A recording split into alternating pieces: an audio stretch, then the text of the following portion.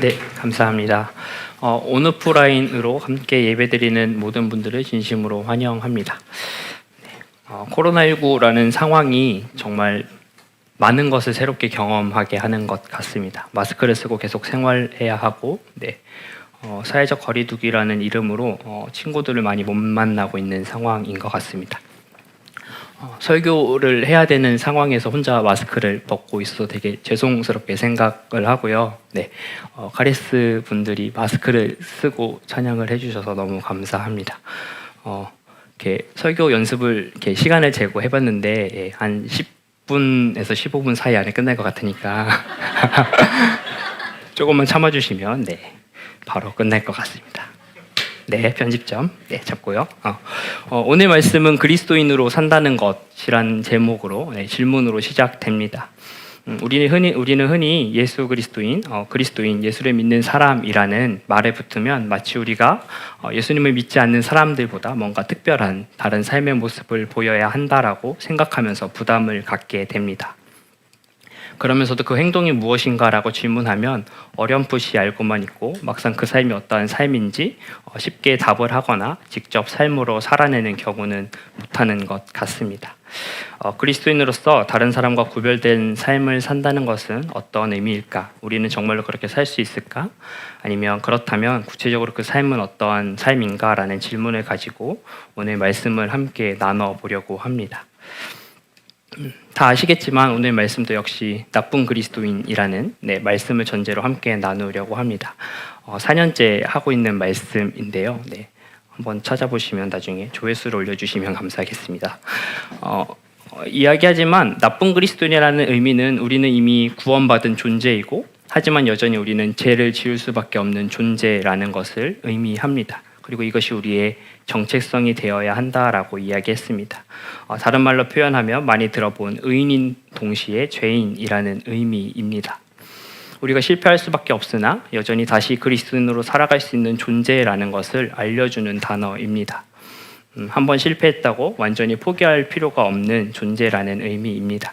그러니 각자의 자리에서 할 수 있는 하나님이 기뻐하시는 삶을 살아야 한다라고 말했습니다.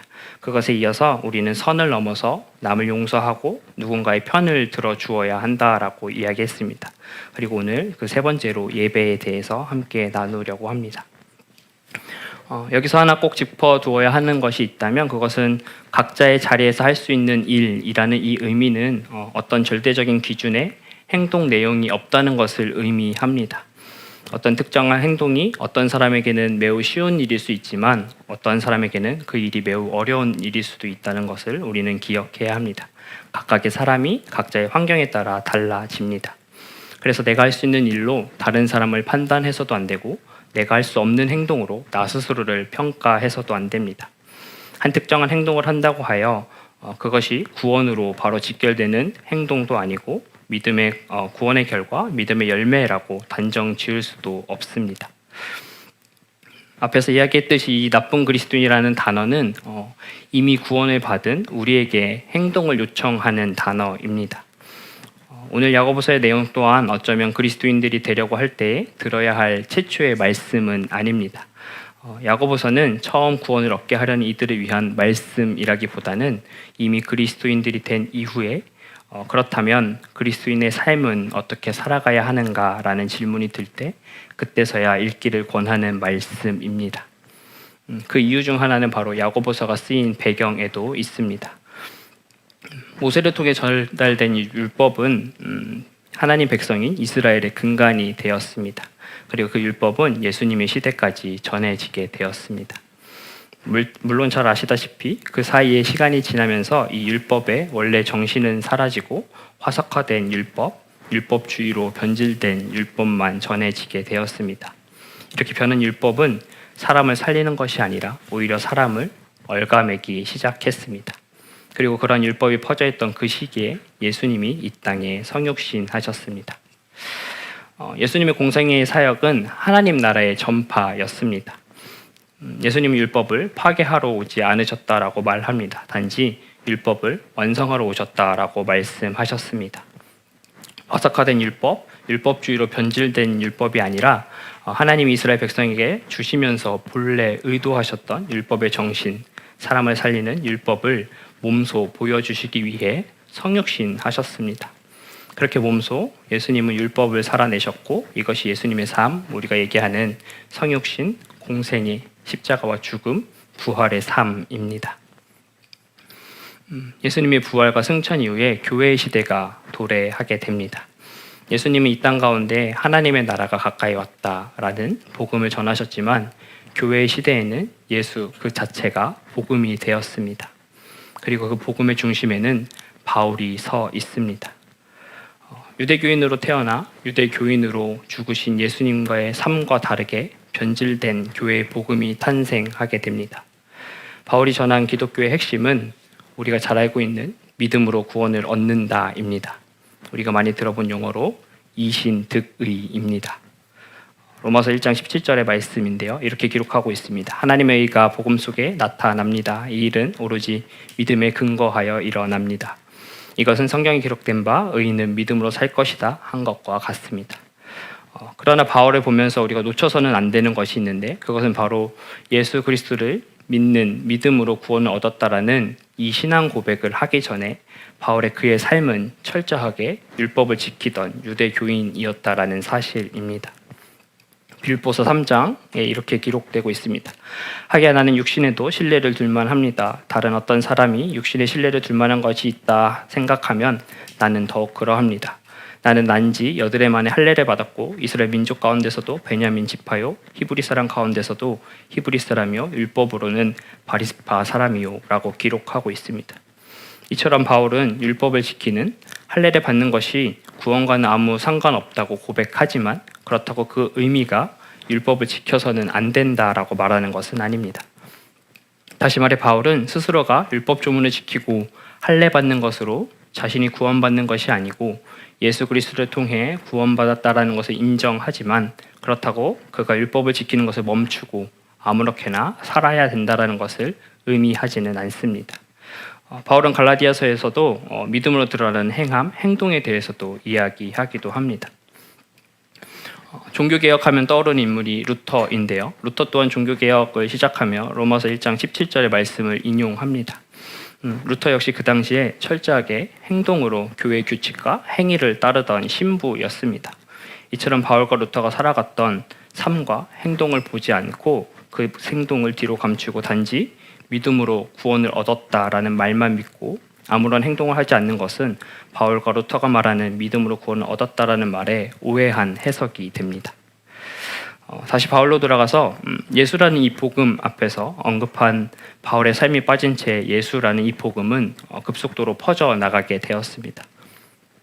복음의 오해가 시작되었고 예수에 대한 믿음, 예수를 믿는다는 것, 이신득의, 믿음으로 의로움을 얻었다라는 이 의미는 진지하게 고민되지 않은 채 단순히 본인 스스로 지적인 이해 혹은 동의를 하면 구원을 얻었다라는 사상이 퍼져나가기 시작했습니다. 그들에게 그리스도인들의 삶과 행동은 부차적인 것이 되었습니다. 단순히 믿기만 하면 된다는 이해가 뿌리 잡기 시작했고 그 오해가 굳어져 갔습니다. 예수님께서 살아갔던, 함께 살았던, 예수님의 시대에 함께 살았던, 예수님이 보여주신 하나님의 나라의 복음을 직접 경험한 사람들이 시간이 지남에 따라 세상을 떠나게 되었습니다.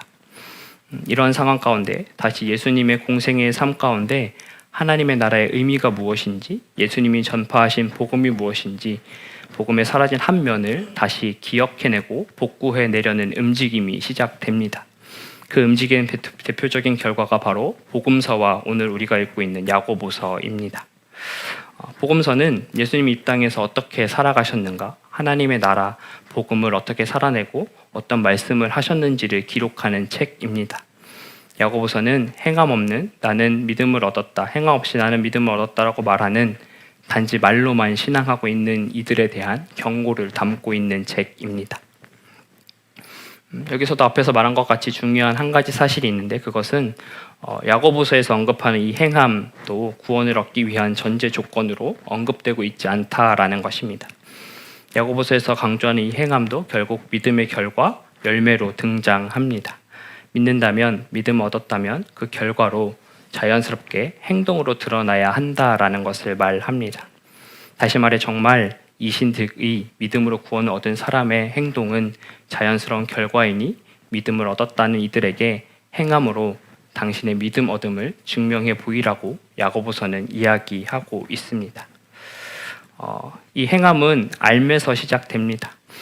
야고보서는 이러한 것을 선후 관계를 거울을 바라보는 사람에 비유하고 있습니다. 오늘 읽은 말씀인데요. 23절 말씀을 세 번역으로 같이 읽어보겠습니다. 시작. 말씀은 듣고 행하지 않는 사람은 있는 그대로 자기의 얼굴 거울 속으로 들여다보기만 하는 사람과 같습니다. 네. 만약에 거울 앞에 우리가 서 있습니다. 그런데 거울에 비친 내 모습 가운데 손봐야 할 부분이 있다라는 것을 알게 됩니다. 우리가 그런 상황 가운데 놓여 있다고 하는데 그런데 아무런 행동을 안 하고 넘어갈 수 있을지를 질문합니다. 거울을 보는데도 거울을 보는 목적과 부합하는 행동을 하지 않는다면 거울을 보는 그 행동은 무의미한 행동이라는 것을 야고보서는 이야기하고 있습니다. 결국 예수 그리스도를 믿음을 얻고 그 삶을 살겠다고 다짐하며 그 삶이 어떤 삶인지를 듣고 알고 있으나 그 삶을 살지 않는 사람과 거울을 보고도 아무런 행동을 하지 않는 사람은 동일한 사람입니다. 야고보서는 이런 사람을 행함이 없는 믿음을 가진 사람이라고 얘기합니다. 이런 상태에 존재하는 그리스도인들을 지적하면서 야고보서의 저자는 그러면 그런 믿음이 없는 것이나 마찬가지가 아닌가라고 질문하며 독자들에게 이야기를 계속하고 있습니다. 그렇다면 야고보서에서 말하는 이 믿음에서 오는 행위는 무엇인가라는 질문을 하게 됩니다. 그런 삶은 어떠한 삶인가라는 질문입니다. 우리는 어떠한 행함으로 그리스도인임을 믿음을 얻은 자임을 증명할 수 있을까라는 질문입니다. 그런데 오늘 읽은 그 말씀의 뒷부분을 보면 조금은 힘이 빠지는 내용이 기록되어 있습니다. 첫 번째로는 고난을 겪고 있는 고아와 과부를 돌보아주는 것입니다. 그리고 두 번째로는 새 속에 물들지 않는 것입니다. 가장 기본적이고 원론적인 말을 야고보서 저자는 전하고 있습니다. 너무나도 뻔하고 너무나도 단순하고 아니 어쩌면 기독교인이 아닌 사람이라도 교회를 다니지 않는 사람도 복음이 무엇인지 알지 못하는 사람도 충분히 할 수 있는 행동을 야고보서는 기록하고 있습니다. 그리고 그것이 하나님이 기뻐하시는 경건이라고 이야기하고 믿는 자들의 결과로 따라오는 행동이라고 말하고 있습니다. 사실 율법이 핵심에 등장했던 내용과 대상 그리고 예수님이 이 땅 가운데서 사시면서 행하셨던 그 사역 중심에 있었던 대상과 내용도 동일합니다. 성경에서 그 하나님의 뜻을 행하라는 그 핵심 대상과 내용이 바뀐 적은 단 한 번도 없습니다. 돌봐줘야 할 대상은 그 시대의 사회적, 경제적 약자였습니다. 시대에 따라 사회적 약자와 경제적 약자가 누구인지는 달라질 수 있습니다. 그러나 그 중심에 공통된 것은 그 사람들은 상대적으로 스스로의 힘으로 자신의 삶을 연명하기 힘든 위치에 있는 사람들을 말합니다. 고아와 객과 과부입니다. 이것은 오늘날에도 동일합니다. 하루 벌어 하루 겨우 먹고 살 수밖에 없는 사람들, 한 달의 수입으로 그들의 삶을 겨우 막아낼 수밖에 없는 사람들을 말합니다. 야고보서의 행함은 단순하게 그들을 도와주라라는 것입니다. 이 말은 옆에 있는 도움이 필요한 사람들을 도와주라는 단순한 논리가 아닙니다. 이 사회적 약자는 내가 돌봐주지 않으면 생명에 지장이 있는 사람들입니다. 내 도움물에 보답하여 동일하게 물질로 나에게 다시 도와줄 수 있는 사람이 아닌 사람들을 도와주라라는 말입니다. 너무 물질적으로 제한한 것이 아닌가라는 질문이 들 수도 있지만 성경에서는 철저하게 경제적으로 어려움이 있는 이들에 대한 관심을 가지고 있습니다. 성경은 그들을 도우라고 이야기하고 있습니다. 반대적으로 상위에 있는 이들, 부를 축적한 사람들, 어쩌면 정당하지 않게 부를 축적한 사람들에 대한 경고를 성경에서는 끊임없이 또한 언급하고 있습니다. 결국 여기서 말하는 하나님을 섬긴다는 것은 자기의 소유를 타인에게 소비하는 일입니다. 그리고 하나님을 섬기지 않는다는 것은 자기의 소유를 오로지 자기 자신만을 위해 소비하는 것입니다. 이런 관점으로 이후에 언급된 새 속에 물들지 말라라는 것은 물질과 부에 대한 존경, 사람들을 볼 때 부가 우선시되는 차별의 모습, 즉 세상의 풍속을 따르지 말라는 의미가 됩니다. 그 대표적인 하나의 사례를 야고보서는 2장에서 이렇게 기록하고 있는데요. 같이 읽어보겠습니다. 시작. 나의 형제 자매 여러분, 여러분은 영광의 우리 주 예수 그리스도를 믿고 있으니 사람을 차별하여 대하지 마십시오. 이를테면 여러분의 회당에서 화려한 옷을 입은 사람이 금반지를 끼고 들어오고 또 남루한 옷을 입은 가난한 사람도 돌아온다고 합시다. 여러분은 화려한 옷을 한 사람에게는 특별한 호의를 보이면서 여기 좋은 자리에 앉으십시오 하고, 가난한 사람에게는 당신은 거기 서 있든지 내 발치에 앉든지 하고 말하면 서로 차별하고 나쁜 생각으로 남을 판단하는 사람이 된 것이 아니고 무엇이겠습니까? 어쩌면 한국 교회는 철저히 야고보서의 저자가 기록된 이 상황보다 더 세속에 물들어 있는 것 같다라는 생각을 하게 됩니다. 오늘 우리 교회는 교회를 섬기는 임직자를 뽑는 선거가 있는 날입니다. 우리 교회는 그렇지 않지만 여러분들도 기사나 다른 여러 가지 방법들로 이야기를 들어보신 분들도 있겠지만 어느 교회는 장로나 권사, 안수집사 등 교회에서 어떤 임직을 갖기 위해 수백 수천의 헌금을 내야 가능한 교회가 있다라는 것을 들었던 기억이 납니다. 이것이 한국 교회의 현실입니다. 교회에서 헌금을 많이 내는 성도의 입김이 세고 주차장에 어떤 차를 끌고 왔는지에 따라 성도를 대하는 태도가 달라지는 것이 한국 교회의 모습 가운데 있습니다. 그런데 그러면 우리는 그렇지 않다고 자신할 수 있는가 되묻게 됩니다. 다른 사람이 나보다 더 좋은 학교, 더 좋은 직장, 더 좋은 집과 연봉, 좋은 배우자를 만나 결혼한다면 그 사람을 보며 판단하고 나는 그 사람보다 못하다라고 생각하고 있지는 않은지, 아니면 그와 반대로 나는 저 사람보다는 훌륭하다라고 생각하고 있지 않은지 우리의 삶을 살펴보게 됩니다. 너무나 간단한 내용이고 너무나 쉬운 내용입니다. 그러나 이 말씀은 우리가 이렇게 살고 있는가라고 질문하며 우리를 거울 앞에 서게 합니다. 말했던 것처럼 말씀을 마치려고 하는데요. 적절한 예를 찾다가 가장 눈에 들어왔던 게 다이어트에 대한 이야기였는데, 저희 교회 교육자분 중에 한 분이 엄청 살을 최근에 빼셨습니다. 오프라인 예배에 참석하시는 분들은 바로 알아볼 수 있는데요. 사실 살 빼는 방법은 매우 간단한 원리입니다. 다이어트 종류는 인터넷에 많이 있지만 그 기본 원리는 단 한 가지인데, 바로 먹는 칼로리보다 쓰는 칼로리가 더 많으면 살은 빠지게 됩니다. 그것을 모르는 사람은 아무도 없습니다. 단지 그것을 할 수 있는 사람이 다이어트를 한 사람이 됩니다. 그리스도인의 삶이 무엇인지, 어떻게 살아야 하는지를 모르는 사람은 사실 여기 아무도 없다고 생각합니다. 단지 우리가 그렇게 살지 못하고 있을 뿐입니다. 행하지 않고 알고만 있는 것은 아무 소용이 없습니다.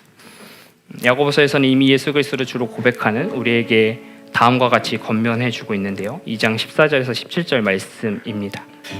같이 읽어볼까요? 시작. 나의 형제자매 여러분, 누가 믿음이 있다고 말하면서도 행함이 없으면 무슨 소용이 있겠습니까? 그런 믿음이 그를 구원할 수 있겠습니까?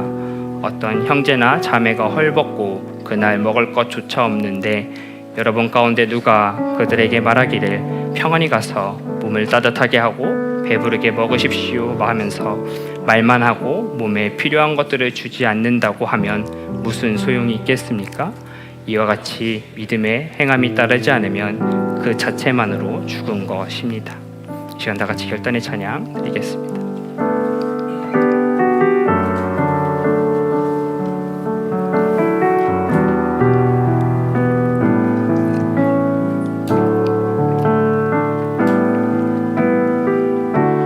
주를 위한 이곳에 예배하는 자들 중에 그가 찾는 이 없어 주님께서 슬퍼하시네.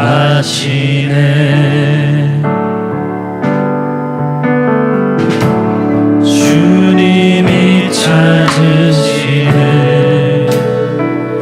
그 한 사람 그의 배자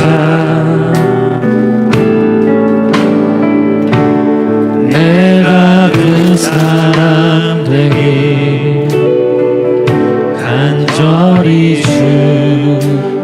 예배하네.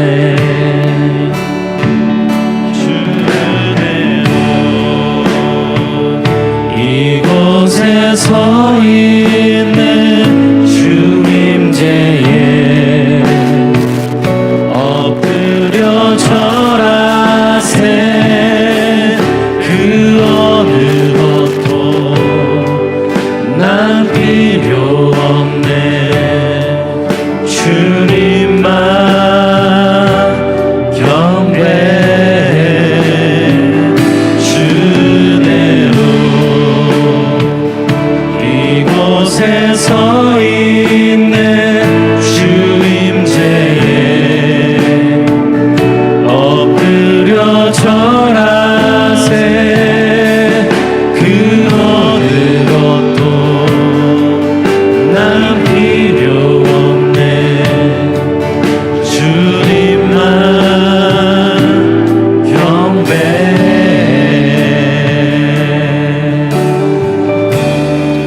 오늘 말씀의 제목은 살아내기 예배로 잡았는데요. 그러면서 예배에 대한 이야기는 하나도 하지 않았습니다. 여러분 혹시 삶의 예배자라는 얘기 많이 들어봤을 텐데요. 그런 그 삶의 예배자의 삶은 구체적으로 무엇일까 많이 생각해 봤었을 텐데 오늘 우리가 읽었던 야고보서 1장 27절의 말씀은 이렇게 시작합니다. 하나님 아버지 앞에서 정결하고 더러움 없는 경건은 이라고 얘기하고요. 새 번역에서는 하나님 아버지께서 보시기에 깨끗하고 흠이 없는 경건은 이라고 말합니다. 그리고 공동 번역에서는 하나님 아버지 앞에서 떳떳하고 순수한 신앙생활을 이라고 얘기합니다. 여기서 사용된 이 경건이라는 말은 원래 언어적 의미로 다르게 번역하면 종교, 예배라고 번역할 수 있습니다. 다시 말해 하나님께서 보시기에 깨끗하고 흠이 없는 예배, 정결하고 더러움이 없는 예배, 떳떳하고 순수한 예배는 고난에 빠져있는 약자들을 살 수 있게 돌봐주는 것이고 세속에 물들지 않는 것이라고 이야기합니다. 여러분의 삶 가운데 하나님 기뻐하시는 예배의 삶을 살고 있는가 거울을 들여다보고 싶으시면 여러분의 용돈에서, 여러분의 월급에서, 여러분의 지갑에서 그들을 향하여 얼마의 물질이 흘러가고 있는지 살펴보십시오. 또 물질로 나와 타인을 차별하고 있는지 살펴보십시오. 그런데 그렇게 자신을 거울로 봤는데 뭔가 부족한 부분이 있다면 행동하십시오. 야고보서는 이렇게 말합니다. 믿음의 행함이 따르지 않으면 그 자체만으로 죽은 것입니다. 우리의 삶이 예수님을 따르는 삶 되기를 매일, 아니 일주일에 한 번, 한 달에 한 번이라도, 1년에 한 번이라도 살아보는, 행동하는 삶의 예배를 드리는 우리 모두 되기를 이 시간 다 같이 다짐하며 같이 기도하겠습니다. 기도하겠습니다. 하나님 감사합니다. 우리 가운데 있음을 가지고 나아가며 주님을 바라볼 수 있는 시간 되게 하시고 시작할 수 있게 해주시옵소서. 주님만 경배해. 주대로 이곳에 서 있는 주님제에 엎드려 절하세. 그 어느 것도 난 필요 없네. 주님만 경배해. 주대로 이곳에 서 있는 주님제에 엎드려 절하세. 그 어느 것도 난 필요 없네. 주님만 경배해. 여러분들 가운데서 누가 그들에게 말만 하고 몸에 필요한 것들을 주지 않는다고 하면 무슨 소용이 있겠습니까? 이와 같이 믿음의 행함이 따르지 않으면 그 자체만으로는 죽은 것입니다. 축도하겠습니다. 이제는 우리 주 예수 그리스도의 은혜와 하나님의 사랑과 성령의 교통하심이 오늘 예수 그리스도를 믿고 그 복음의 삶을 따르기로 그 한 사람의 예배자 되기로 결단하는 여기 모인 모든 이들 가운데 함께 하시기를 간절히 축원하옵나이다. 아멘.